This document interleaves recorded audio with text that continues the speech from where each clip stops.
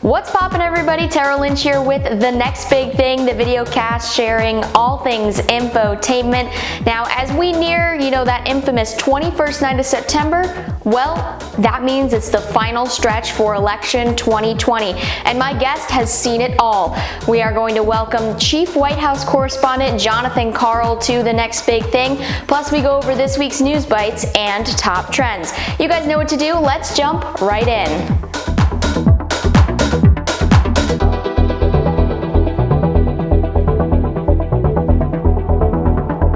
Begin with this week's news bites, and we start with President Trump. Earlier this week, he participated in a televised town hall event where he defended his response to the COVID-19 pandemic, saying it will go away with time. He also said that he upplayed the virus by placing travel bans to Europe and Asia, despite these bans coming after COVID-19 had spread across the country. His response to that? Well, he had to get Americans home, but Americans abroad were exempt from this travel ban. This all comes as a recorded phone call between President Trump and journalist Bob Woodward was released this week, and with the president saying that he intentionally downplayed the COVID-19 pandemic. I wanted to always play it down. I still like playing it down. Yes, because I don't want to create a panic. We turn now to Louisville, Kentucky, and the death of Brianna Taylor. City officials settled with Brianna Taylor's family, settling for $12 million in the wrongful death of Taylor, and also promising to implement systemic changes to prevent deaths like hers. Brianna Taylor was shot nearly 6 months ago after police entered her apartment with a no-knock warrant. Her family, though, is still looking for justice. I got a lot of reform that I wanted, but ultimately I still think somebody needs to pay for what happened to her. Moving overseas, there's a new international agreement between 3 political rivals.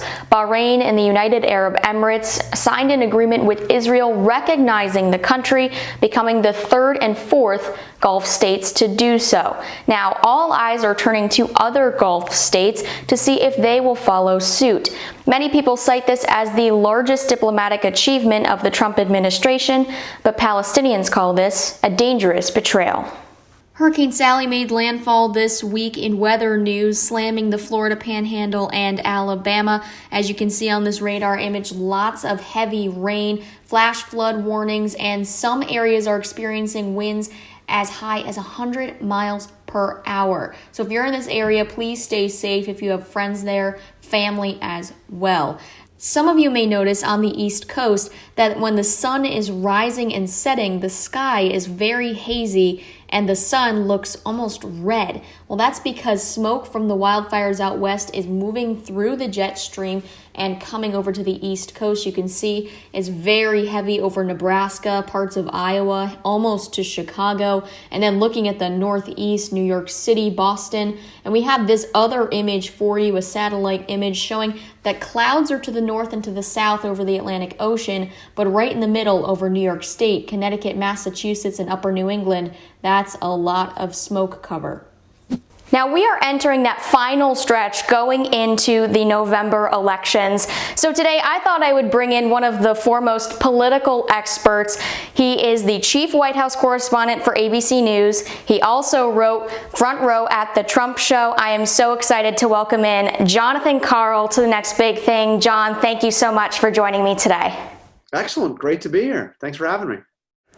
So I want to jump right in with something that happened recently. You asked the president a very simple forward question. Why did you lie? Now, of course, this was in reference to the Bob Woodward book that is coming out soon, which says that the president may have downplayed the coronavirus when it first, came to the U.S. You've tiptoed around this question before, but why did you ask it now? Well, as you know from reading my book, I have been very reluctant to use that word, to call the president a liar, to say what he says is a lie. I have many times pointed out when he has said things that are not true, are not factual, and I use a rather neutral language and let other people make the judgment as to what his intent was. But I thought in this case, and it was not an easy decision, but I thought in this case, with the interviews that he had done with Bob Woodward, we saw two things. We saw that the president knew exactly what the truth actually was, and he said something opposed to the truth. So it wasn't a question of whether or not he intentionally said something that wasn't true. We knew it was intentional because we knew he knew the truth. And then further, from the Woodward interview, we also knew that he had a reason for doing it. He said that he didn't want people to panic. That was his reason. So not only did we know that he knew the truth and said something else, we knew that he had a reason for saying something that wasn't true. And I just thought it was important at this moment on such a critically important issue to be crystal clear in my question, not hide behind euphemisms, but just to say what it was. And and he didn't like the question, but I would ask it again in exactly the same way. Those are the good questions, the questions that people don't want to answer. That's at least what us journalists tend to think about. And recently, you did talk about this with Brian Stelter on his show on CNN. So I want to talk about something else that you mentioned in that interview. You said that the candidate that is losing is typically the one that will refute the facts. So can you expand on this idea and maybe tell us a little bit about what you're seeing in your job that makes you think that? Yeah, this is specific to campaigns. And I've covered a lot of campaigns. I've covered congressional campaigns, I've covered mayoral campaigns, I've covered Senate campaigns and presidential campaigns. And usually as you get closer to election day, you hear one of the candidates, not all the time, not in every race, but one of the kind of start to raise questions about irregularities. Oh, I don't like the way, there's some funny stuff going on with the precincts. There's some funny stuff going on with how the vote's being counted. There's some corruption going on. Whatever candidate is complaining about the process is usually the candidate that's losing. Because if you're winning, you're not arguing with the umpire very much, are you? But the losing candidate is the one that is starting to complain that the game is not fair. If you're winning, you don't do that. So now there is a huge exception to that rule. And I found that a great predictor on election, especially on election day, by the way. If I'm covering a race and I see some candidate is complaining about the way the vote's coming in, I mean, that's almost a 100% that's the candidate that's going to lose. Now, the exception to that is Donald Trump, because he was complaining about it being rigged 4 years ago. And he won, although, he did lose the popular vote by 3 million votes. So, but I find his criticism now, which is much more intense than it was 4 years ago, an indication that he is very worried that he will lose this race. That's definitely something that we can all keep an eye on for and just use that as a tool as we approach other elections beyond this one. I want to turn to your book, Front Row at the Trump Show. You talk about objectivity, that buzzword that we use in journalism all the time. But you tell us to look beyond the show part of the Trump administration. So how do you balance or weigh objectivity versus accuracy? Well, to me, when I talk about objectivity, it doesn't mean that you are being purely equal to all sides of a story. It doesn't mean that at all. What it means is you are being objective. It doesn't even mean that you yourself don't have opinions. I mean, every reporter, every human being, you would think, has got political opinions. But what it means is you are objective in your method, that you are treating any given story, any given candidate with the same journalistic principles that you would anybody else. So if I'm going to ask Donald Trump tough questions about his handling of a given issue, I better be damn well prepared to ask tough questions of Joe Biden, just to take the current race, and have the same basic. You are pursuing the truth. You are checking the facts with everybody, with all candidates. Your personal opinion in terms of that objective method is entirely irrelevant.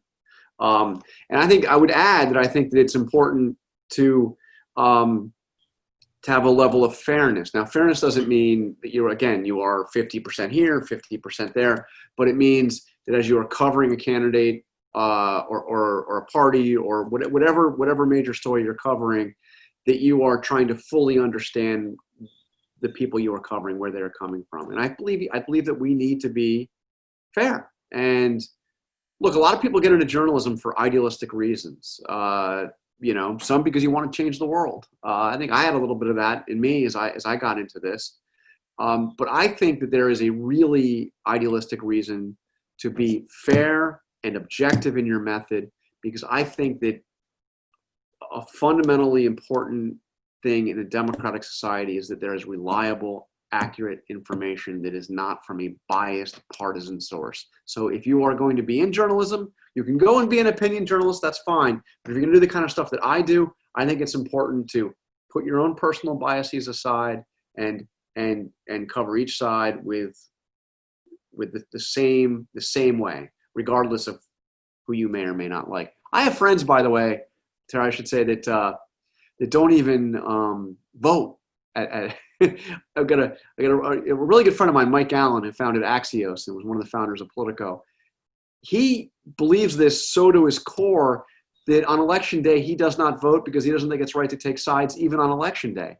Now, I disagree with that. I think that we're Americans and we have a responsibility to vote even though we're journalists. So I vote, but my vote is irrelevant to how I'm covering somebody.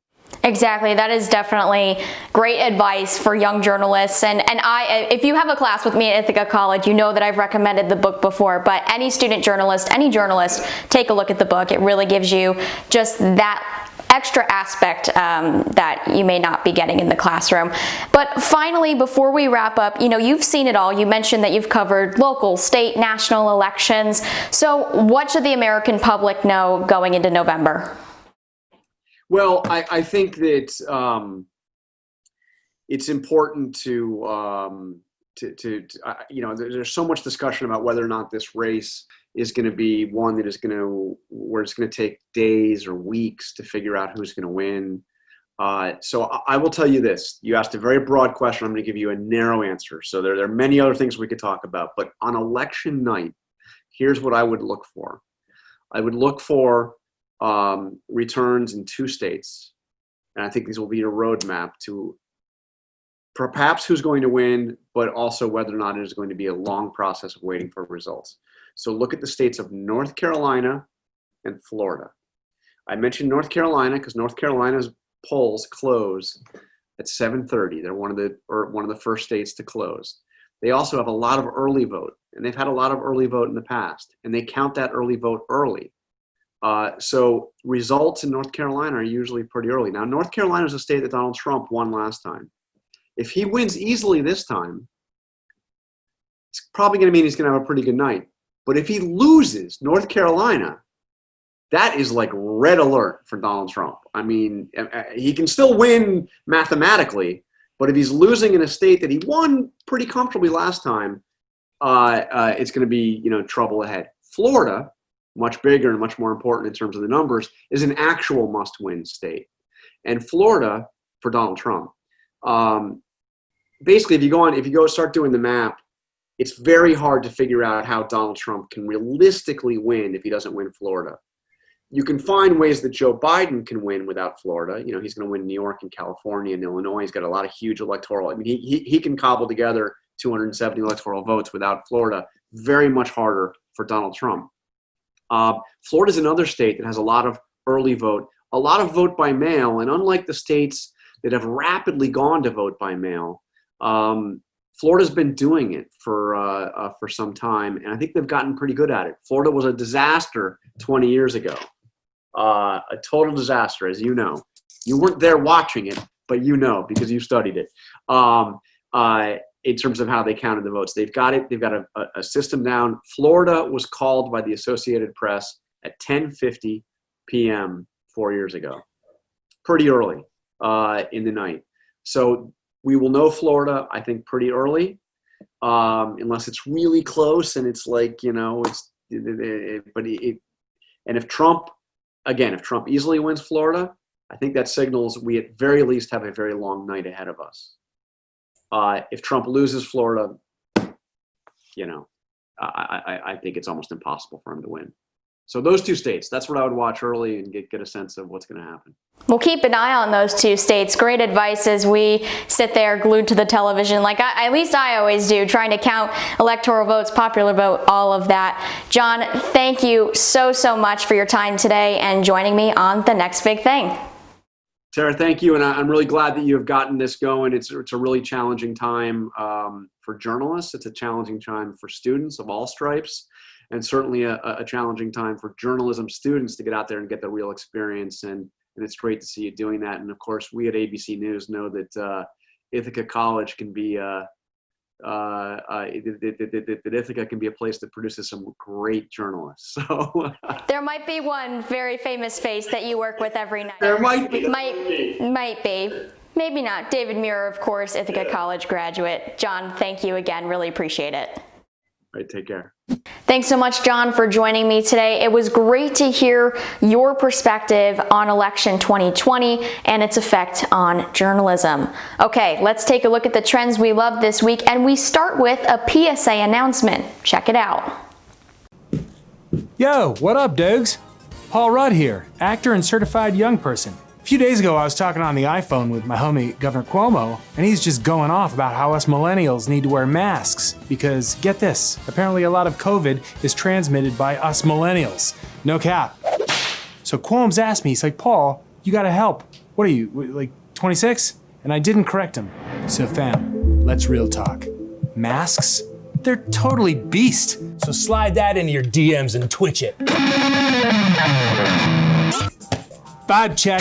Yes, queens like ourselves. We want to go to bars, we want to drink, hook up, do our TikToks. I get it.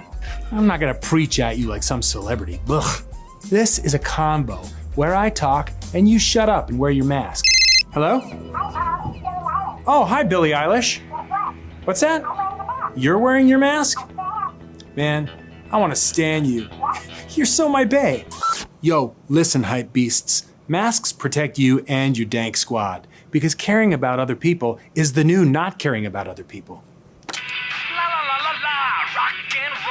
Now that's thick. Masks.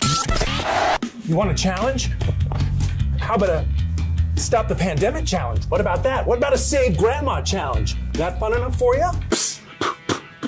My name is Paul, and I'm 6 feet tall almost, and I wear my mask, and it's all I ask, that you wear your mask. Please wear your mask. Just wear a mask. Just wear a mask. It's easy. It's simple. Please. It's not hard. People are dying. Hundreds of thousands of people are dying, and it's preventable. It's preventable. Just wear a mask. I shouldn't have to make it fun. It's science. It's science. No! Look at us. Hey, look at us. Look at us. Who would have thought wearing masks would be a problem? Not me. We gotta yeet this virus. Oi. Yes, that's Paul Rudd there, certified young person, informing all of us that we need to wear masks. This video was sponsored by Governor Cuomo and the state of New York. Now, who would have thought Cuoms and Rudds would team up? Look at them. Who would have thought? This week I thought I would do a reality TV check-in, so here we go. Dancing with the Stars is back. The sparkles, the feathers, even some tiger print came out this week. Carole Baskin, the controversial star, got that final slot, the coveted spot to dance last. The scores, though, were not so hot. Sky Jackson tops the leaderboard after her tango with 21 points, and she's tied with Justina Machado, who danced the cha-cha. And my binge favorite of the week, do not watch this show if you're not ready to get addicted to it. That's my disclaimer. But Below Deck Mediterranean is the show to watch.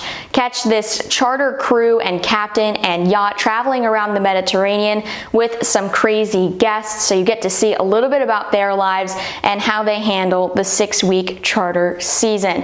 Now you can catch up on Peacock, or you can board your own charter every Monday night at 9 on Bravo. We've all experienced this, that glazed over look that you get from online reading after online reading, email after email, Zoom meeting after Zoom meeting. Today's trend for you is all about screen time. Now, before COVID, a lot of people would limit their screen time to just a couple of hours per week. But since COVID, screen time has amped up significantly. So what can you do to prevent the strain on your eyes? Well, you can start by trying to move and get up in between your meetings or in between your assignments.